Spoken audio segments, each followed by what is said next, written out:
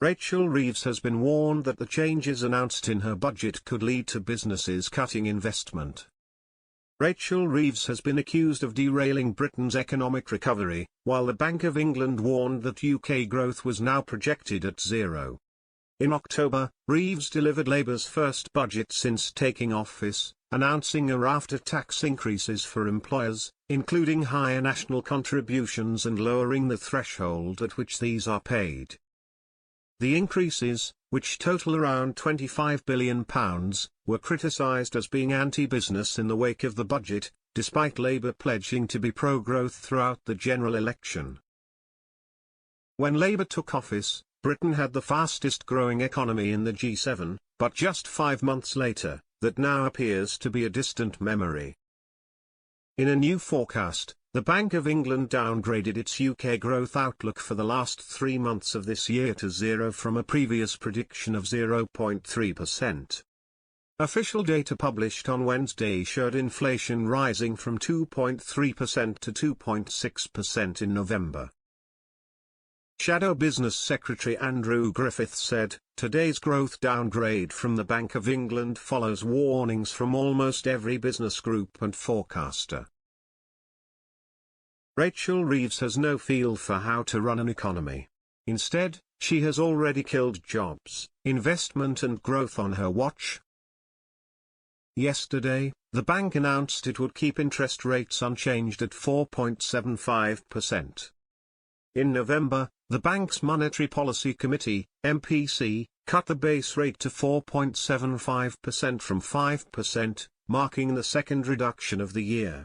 However, with inflation on the rise again, the bank held off on further cuts this week. Paul Dales, chief UK economist at consultancy Capital Economics, said, "The forecast gives more credence to the idea that the economy is flirting with recession." Official figures show that growth had already stalled in the run-up to the budget, with gross domestic product, GDP, shrinking by 0.1% in October. Business surveys have suggested that the budget is hurting businesses.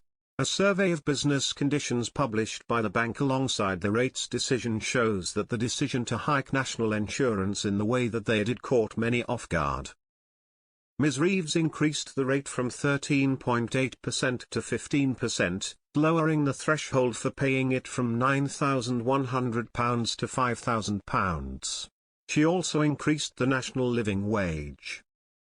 Jason Shearer, 52, a cafe owner, told the Express.co.uk that the national living wage increase was killing small businesses.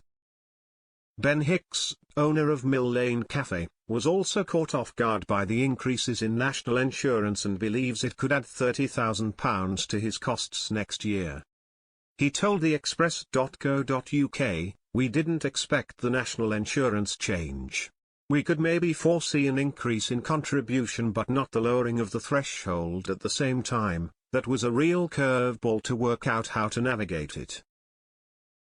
Yesterday, Keir Starmer attended a Parliamentary Liaison Committee hearing, where he pleaded with the public to be patient with Labour's promise to turn around the economy. The Labour chairman of the Commons Business and Trade Committee told the Prime Minister that firms were going to be cutting investment, wages and workforce next year due to the tax hikes, increased minimum wage, and increased employment rights.